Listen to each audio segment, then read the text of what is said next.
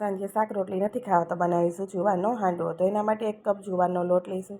સાથે આપણે 1/3 કપ સૂજી લઈશું। સાથે સ્વાદ પ્રમાણે મીઠું અને 1/3 કપ દહીં લઈશું। દહીં મીડિયમ ખટાશવાળું છે। બધી વસ્તુને સરસ મિક્સ કરી અને આપણે પાણી નાખી અને બેટર બનાવીને તૈયાર કરીશું।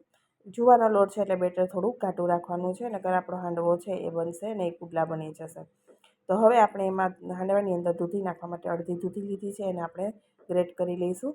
હવે એક પેનની અંદર ચમચી તેલ નાખી અને એની અંદર 1 ચમચી રાઈ, ચપટી હિંગ, મીઠા લીમડાના પાન, 1 ચમચી સફેદ તલ, છીણેલું આદું અડધી ચમચી અને 1 મરચાંની કટકી ઝીણી કરેલી અને સાથે આપણે 2 ચમચી જેટલું ઝીણું સમારેલું કેપ્સિકમ લઈ લઈશું, શિમલા। બધી વસ્તુને સાતળ્યા પછી આપણે અડધો કપ છીણેલું ગાજર નાખી દઈશું અને સાથે આપણે છીણેલી દૂધી નાખી દઈશું। મિક્સ કરી દઈશું અને રેગ્યુલર મસાલા કરી દઈશું। આપણે વધારે પડતા કૂક કરવાના નથી।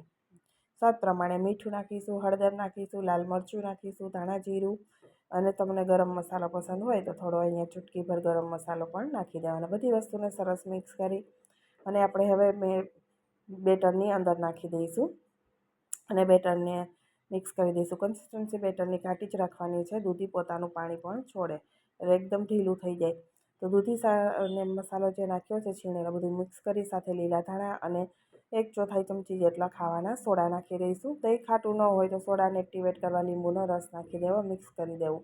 હવે પેન ઉપર અડધી ચમચી જેટલું તેલ નાખી અને તલ સ્પ્રિંકલ કરી આપણે હાંડવો ઢાળી દઈશું। તમને જેવી થિકનેસ જોઈએ એ પ્રમાણે જાડો મોટો તમારી રીતે તમારે કરી દેવાનો। ઢાંકી 4 થી 5 મિનિટ આપણે ગેસની ફ્લેમ મીડિયમ કરી અને રાખી દઈશું। ઉપરથી સુકાઈ જશે અને આપણે સાઈડ પલટાવી દઈશું। ત્યાર પછી બંને સાઈડ હાંડવાને આ રીતે શેકી લેવાનો છે। ફૂલ વિડીયો ચેનલ ઉપર અવેલેબલ છે।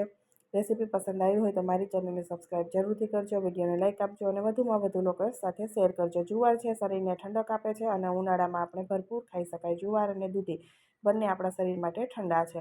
તો ડિટેલમાં વિડીયો ચેનલ ઉપર અવેલેબલ છે, ત્યાંથી પણ તમે જોઈ શકો છો।